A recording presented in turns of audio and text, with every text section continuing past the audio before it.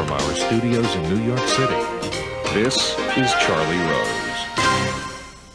Rafael Correa is here. He is the president of Ecuador.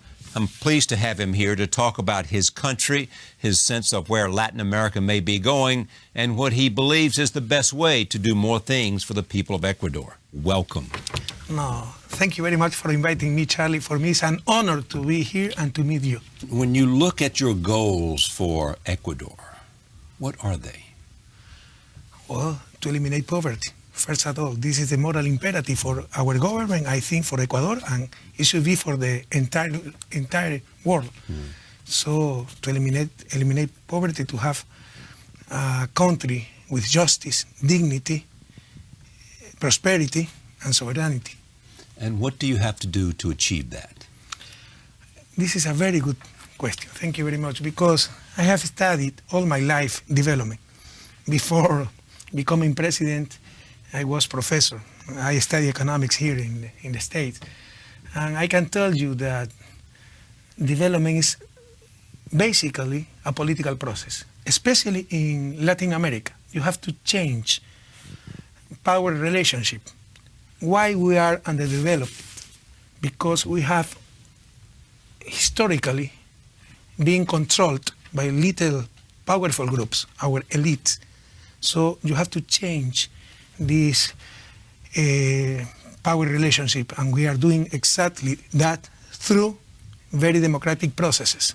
But later, it's not just a political process, it's also a technical process.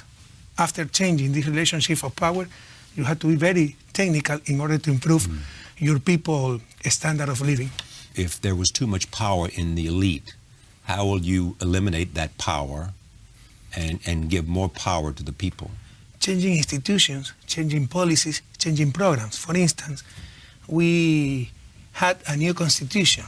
The former constitution gave a lot of advantages to some groups. For instance, our new constitution prohibits to have a bank and to have media.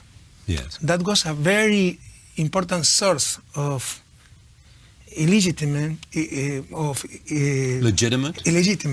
power for some groups. Yeah. So in Ecuador, if you are a banker, you must be a banker. If you want to have a media, you just can to have a media, but you cannot have both of them. It's a good thing to start having public media. Controlled not by the government, by the society. That's my point. Okay. By the society. Does the media in Ecuador criticize the president? Of course. And the private media all the time, every day, because most of them are owned by this elite that we are, I don't know if the right word is to say fighting to, or fighting. Anyway, but the public media also, they have independence, they can criticize the government.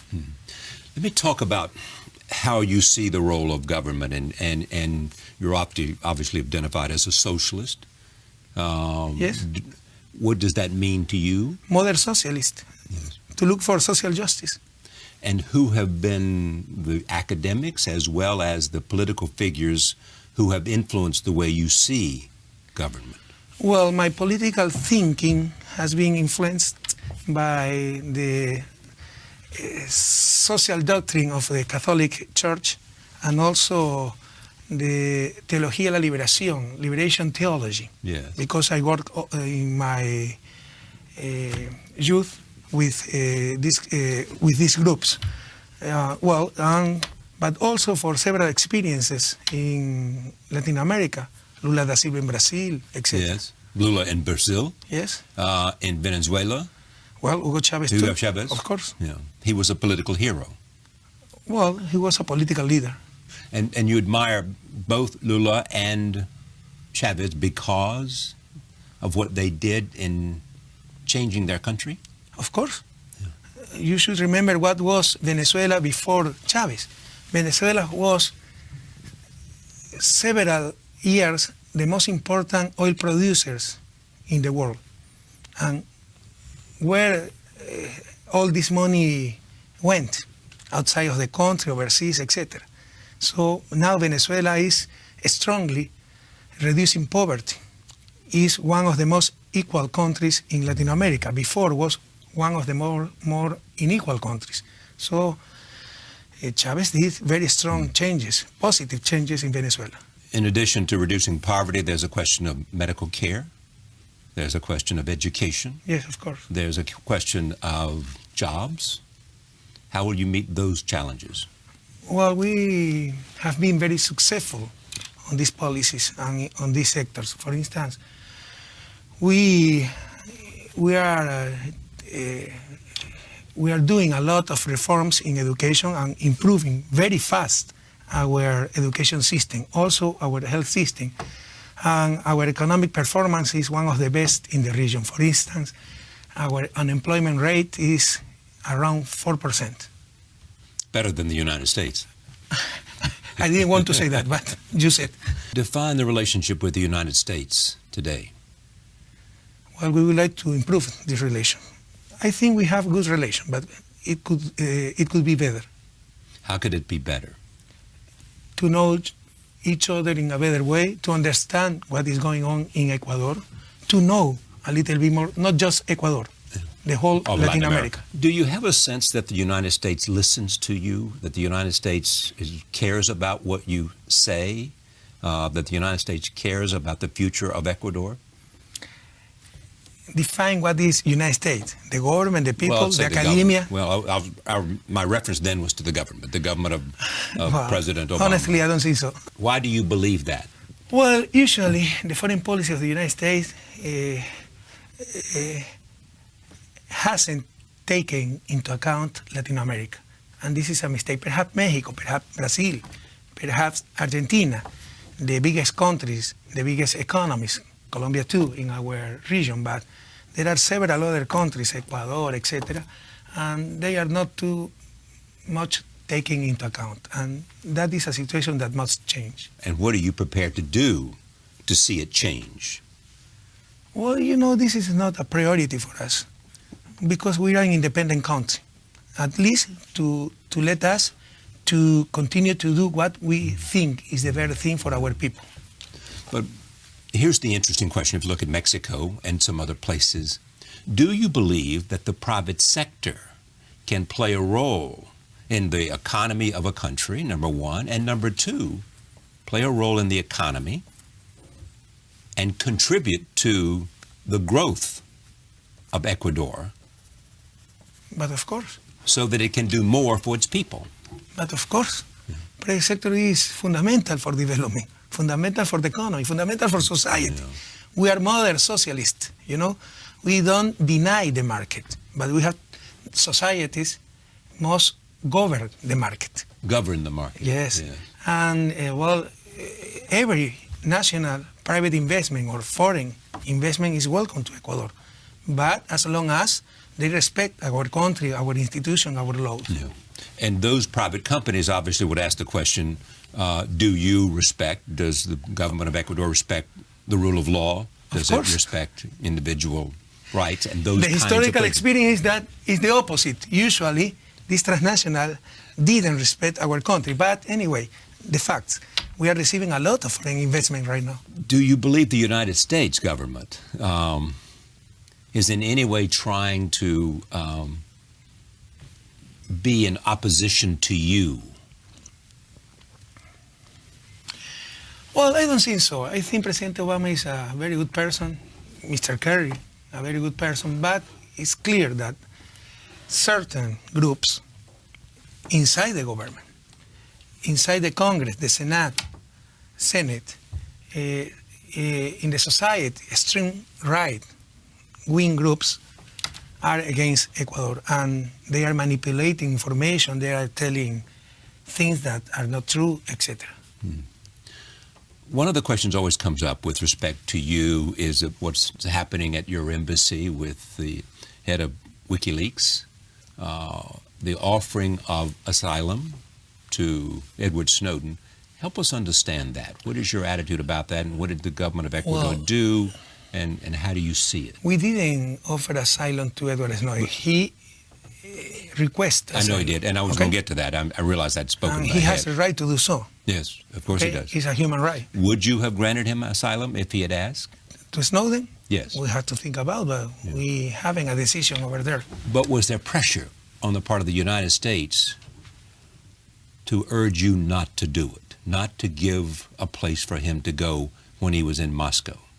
Well, Vice President Biden called me, and of course we have a very friendly conversation, and we go to listen the position of the United States. What was the conversation like? Very, very nice. He's a very kind person that for them it's very important to put Snowden in face to the American justice, Right, etc. right. We understand all that, but they should understand too that we are a sovereign country, and we go to take our own decisions.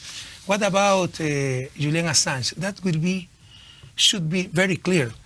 Perhaps I don't agree with that Julian Assange did, but that is not the problem. Yeah. The problem is not politics. The problem is justice. We examined during 2 months the request of asylum of Julian Assange, and we conclude that yes, he was right. Related to what? That there was not guarantee of the due process. Mm-hmm. For this reason, we gave asylum to Julian Assange. Because you thought that they were trying to extradite him to a system that was not due process. Yes, remember that some people from the United States were asking to penalize him according to laws that included the death penalty. And so do you remember that? Yes, of course I do. Yeah. So, we don't have death penalty in our penalty. country, and according to Inter-American Convention of Human Rights, death penalty is against human rights. So you thought the due process was not there, so therefore you granted him asylum. Yes, sir. And what happens if he wants to come to Ecuador? He will be welcome. Why doesn't he come? Excuse me? Why doesn't he come? Well, he can stay as long as necessary in our the embassy. Yes. And Edward Snowden, if he requests asylum, would be able to get a passport and come to Ecuador? We should analyze the request. American foreign policy. What is your opinion of American foreign policy? Well, okay, I respect a lot the United States. I don't like to comment about policies of other countries, but in this case, foreign policies involve us. So I can tell you, usually American foreign policy towards Latin America has been wrong. I think you need to know us more closely in a better way. That seems easy to accomplish. Yes, but it is necessary political willingness. But I mean, the United States has good relations with the government of Brazil, has good relations with and that is the problem. the government of Mexico. For instance, the government with has a some good relationship. governments, sometimes very questionable governments, if they are considered allies of United States, everything is fine. With other governments, like the Ecuadorian government right now, if they consider that these governments are not good allies of the United States, everything is wrong. Everything is bad. I think that must be improved. So the United States government and the State Department say, well, we appreciate the people of Ecuador's right to elect the political leadership that they want. We appreciate an effort, regardless of political philosophy, to eradicate poverty, to provide broader education, to raise the level of health care, and to be a good neighbor. And we realize, the United States might say, that the relationship between the United States and Latin America has had significant reasons for the people to question the United States' interest in Latin America. Was it simply for their own gain? Lots of Americans have made the argument that our relationship with Latin America has, in several instances, involved too much effort to change governments. Yeah, I know, but stay with me. The record is awful. Yeah. Invasion, coup d'etat, etc. I understand. Fair enough. Okay.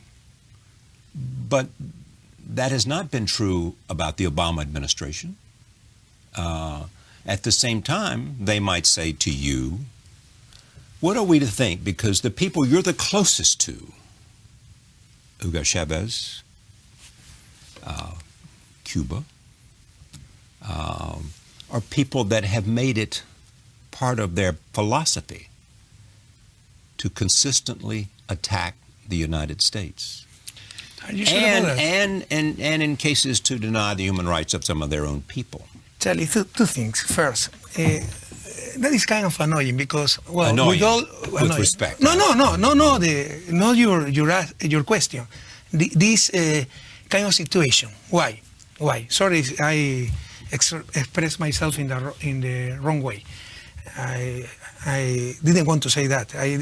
I meant the situation. Because why? For instance, the double standard. The double standard of the government, sometimes a politician in the States. For instance, they criticize Cuba, Venezuela, but they are very close friends, for instance, of Saudi Arabia. Could you tell me that in Saudi Arabia there is democracy? No, there is freedom, etc.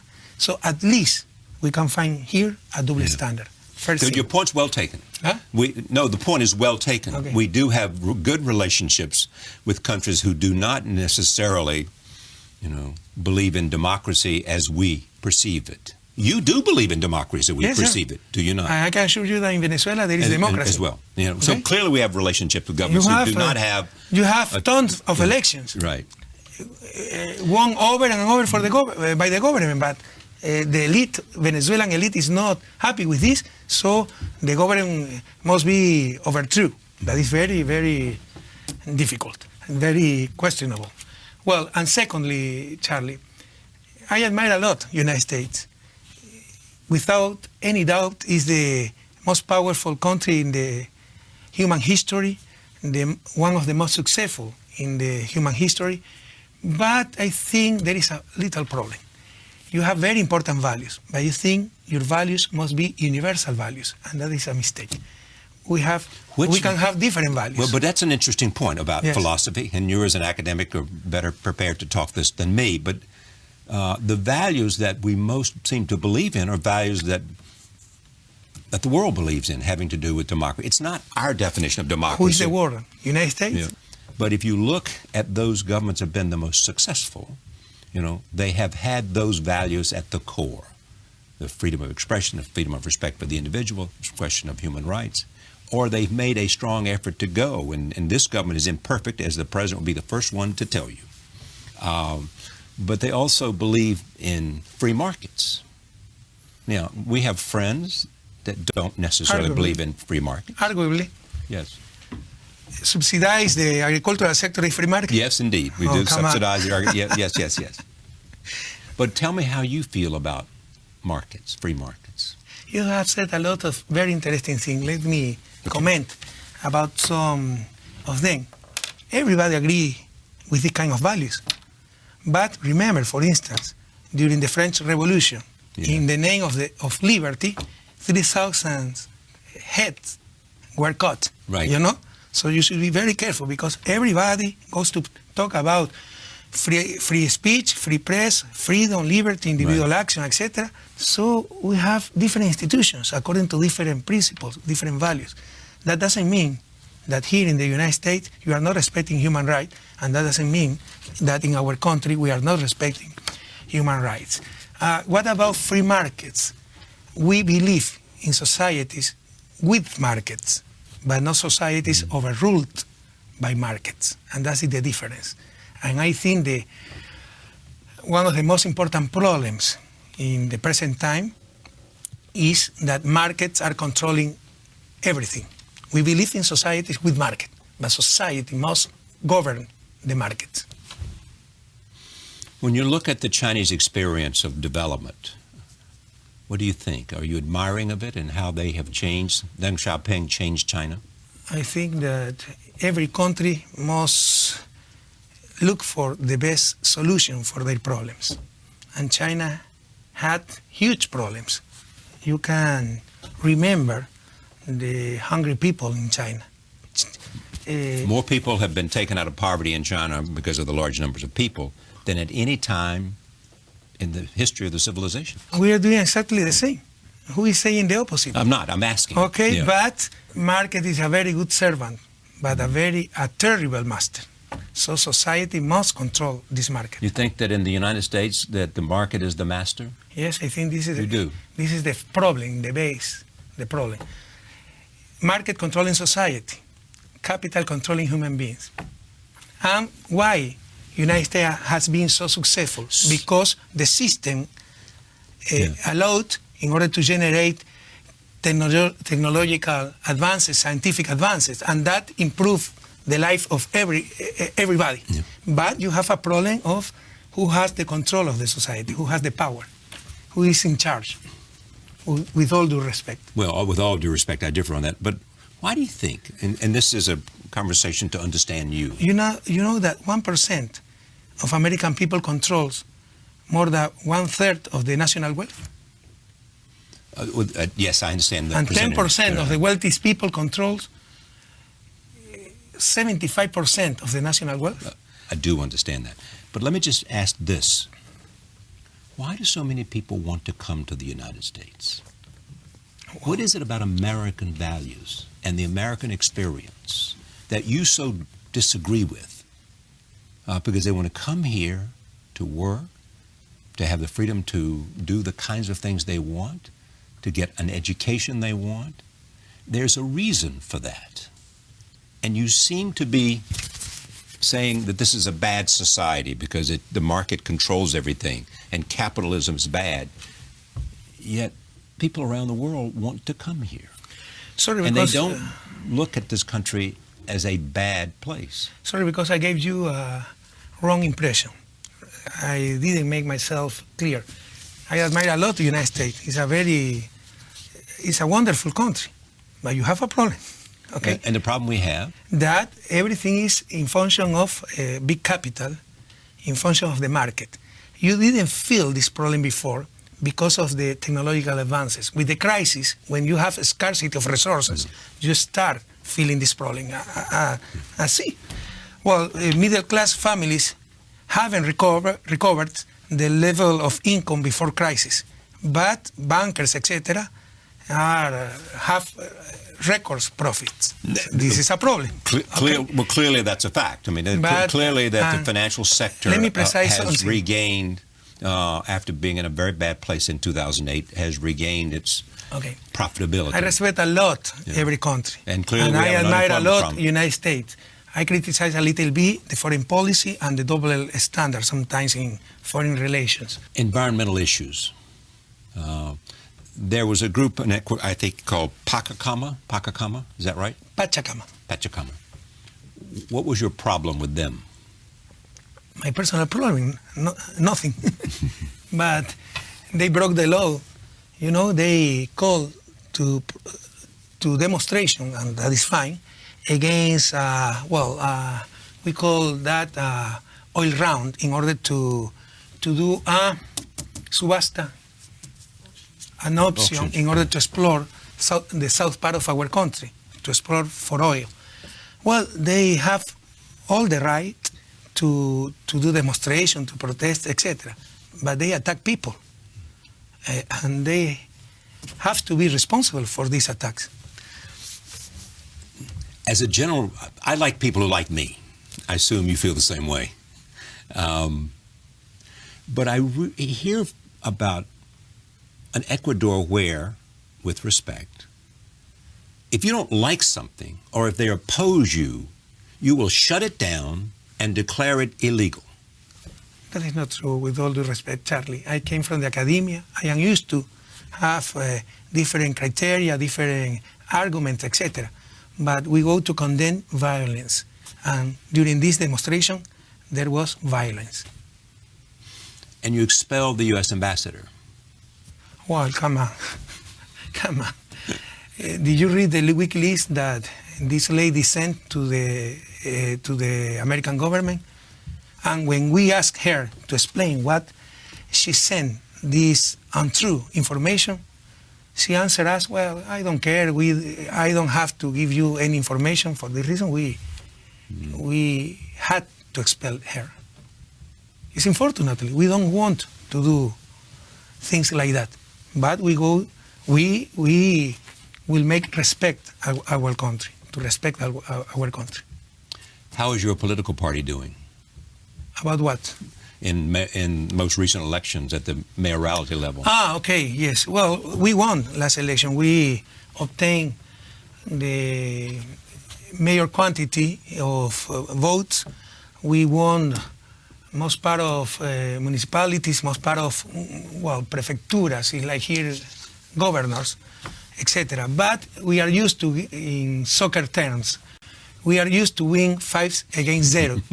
The opposition is used to lose 5-0 is pretty good. 5-0. This time we You're won used to winning all elections? 3-2. Okay, so you won 3-2. So there were some people who won in certain cities that opposed you and your party. No, you know, these are not ideological elections. People vote for the person, you know. In sectional election is not ideological election. Do you want to see Ecuador take on a larger regional role in Latin America? Chavez is gone. Fidel is old, and some say sick. Raul is talking about changing Cuba, transitioning Cuba to more of a market economy. Of course. And without embargo, that will be faster, even faster. Well, indeed. In any case, you know, we are not interested on being more, to have leadership at the regional level, nothing at all. We have enough work inside our country trying to improve the standard of living of our people. But we will be where our country and our patria grande, as we call in Spanish, Latin America, have need of us. We will be, we can serve. Are you optimistic about the relationship with the United States? I am. Or don't care? I am naturally optimistic, always. Yes. And I would like to improve the relation with any country in the world, especially United States, that has been a very close country to Ecuador. So it will be great if we can improve our relationship. How long will you be president? Usually until 2017. Till 2000. What the new constitution was better than the new old constitution because it accomplished what? A lot of things. The former constitution was a neoliberal constitution, given to a power groups, economic groups, financial groups, a lot of advantages. So the new constitution guarantees a lot of rights for our people. You know, there are many people today who argue that Canada, the United States, and Latin America ought to have, you know, better trade, better economic relationships, new development, that could make this a remarkably productive time for everything in this hemisphere. What, you disagree with that? Yes, because Canada, the United States, I know. and Latin America. You disagree with that because what? I know the history of development. You know who created the modern protectionism? Alexander Hamilton in the States, you know. Always the United States traditionally opposed free market because it didn't have enough technological progress, etc. Once it got all this and it is the most efficient economy in the world, well, now it preaches a free market. But if that were true, well, now Mexico will be a developed country. Almost 20 years of free market with the United States and with Canada. That is not true at all. Why do most people look at Mexico and think it is has now the best and most effective economy in all of Latin America? Mexico? Mexico. Well, who has a better economy than Mexico in Latin America? Ecuador. Well, really? According to the Economic Commission for Latin America of the United Nations, where Ecuador is the leader in reducing inequality in the region, one of the 3 countries reducing poverty, etc. Yeah. We are called the Ecuadorian miracle.